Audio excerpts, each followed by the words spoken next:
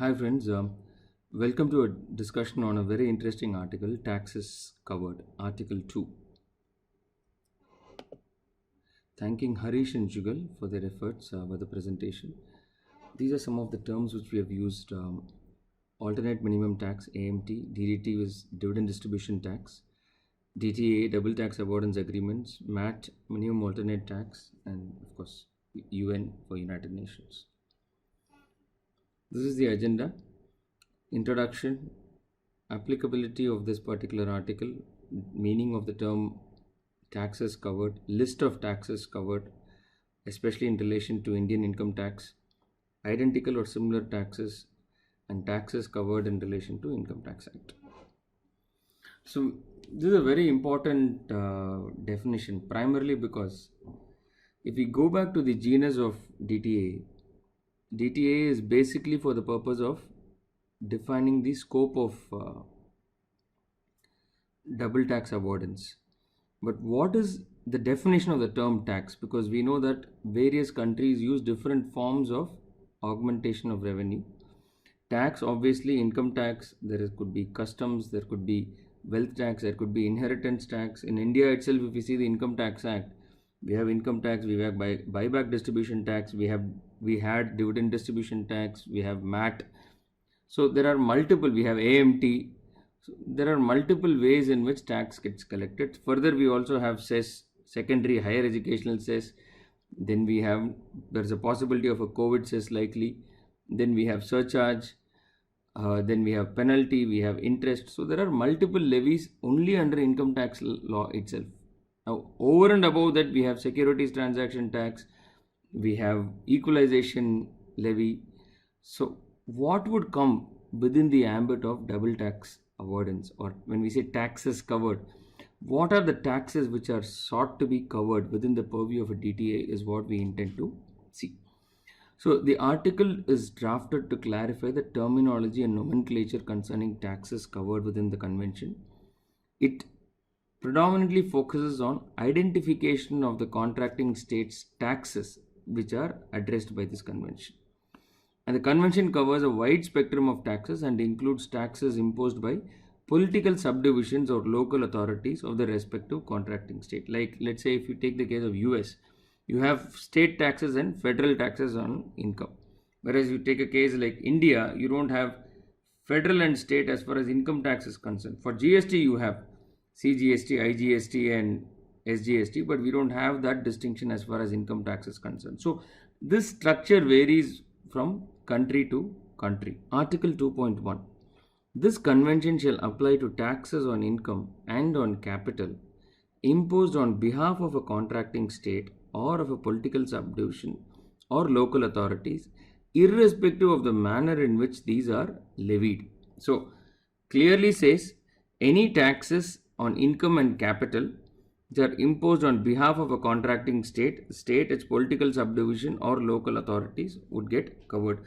You would see this similar kind of classification when we look into the definition of the term resident under Article 4. If we were to analyze, friends, it talks about tax on income and capital. So therefore, by default, your gift tax or wealth tax or inheritance tax is fundamentally outside this ambit. But however, if you see in India, your section 56(2) equates gift to income. So consequently, there is an income tax on gifts which should get covered within the ambit of taxes here. Taxes on income and capital can be imposed by any authority. So be it a state or a local authority or a political subdivision. The manner in which such tax has to be charged is not specified. Hence, it can either be direct assessment or deduction and may include collection in the form of surtax or surcharge or additional taxes.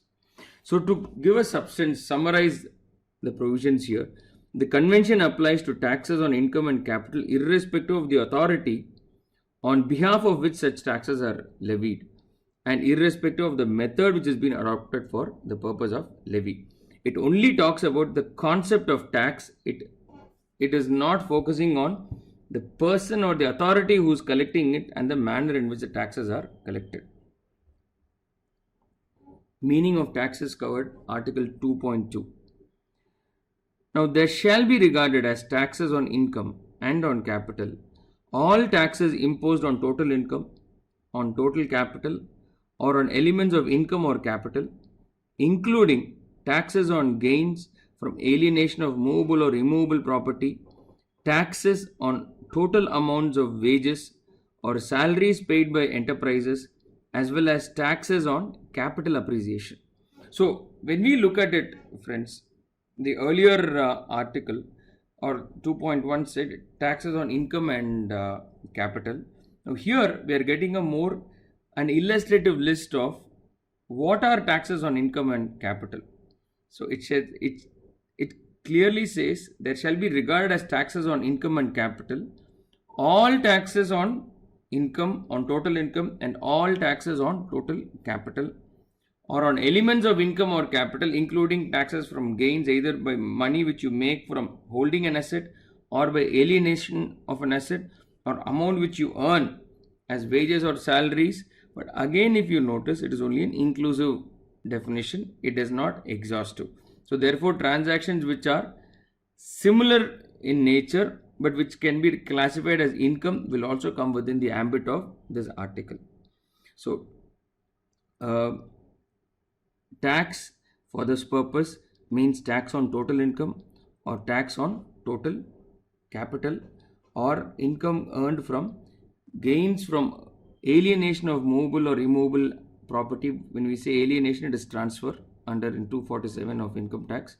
Capital appreciation, mark to market if at all is going to happen. Total amount of wages and salaries paid. So if you look at the commentary on Model Tax Convention, it distinguishes between ordinary taxes as ordinary taxes and extraordinary taxes. So extraordinary taxes in terms of manner of levy, rates and objects. However, such distinction is not incorporated in the convention.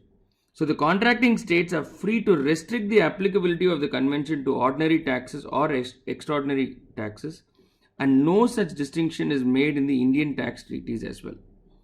Though the convention does not explicitly specify about the duties or charges which are accessories to the taxes levied, it is implied that they shall also be covered by the convention. So, will educational cess get covered? It is implied unless specifically excluded. But again, if you notice India's specific treaties, we've got a fairly elaborate definition of the term taxes, which we shall be seeing in some time. That's where Article 2.3 comes. What are the list of taxes covered? So here the template says the existing taxes to which the convention shall apply are in particular in state A what are the lists and state B what are the list of taxes covered. So if you look at it, it very clearly lists the scope of the definition of the term taxes, and the list is entirely based on the nature and nomenclature of taxes prevalent in the contracting state. The list needs to be agreed upon by the contracting state on the basis of bilateral negotiations at the time of formalizing the treaty. Let's take some practical examples. India, Australia, Article 2.1. The existing taxes to which this agreement shall apply are, in the case of Australia, income tax, resource rent tax in respect of offshore projects relating to exploration for or exploitation of petroleum resources imposed under the federal law of the Commonwealth of Australia, and in case of India, the income tax including any surcharge thereon and surtax imposed on chargeable profits of companies. When we look at India, Singapore, Article 2.1, the taxes covered in case of India, income tax including any surcharge, and in Singapore, income tax. That's where it stops. So this would help you determine the extent of tax credit which is possible. Next comes a tricky issue, identical or similar taxes. The convention shall apply also to any identical or substantially similar taxes which are imposed after the date of the signature of the convention, in addition to or in place of existing taxes. The competent authorities of the contracting state shall notify each other of significant changes made to their tax laws. So it not only talks about the list of taxes which were prevalent. See, sometimes it can happen that thanks to change in circumstances, tax nomenclature will also change for various reasons. Now let's take an example. Thanks to COVID-19, the country wants to include a special COVID surcharge. Now, India has 95 treaties or 100 treaties. You cannot go and amend all the 100 treaties. It is practically impossible. By the time the amendment gets ratified by each of the parliaments, the need for this particular COVID would have vanished.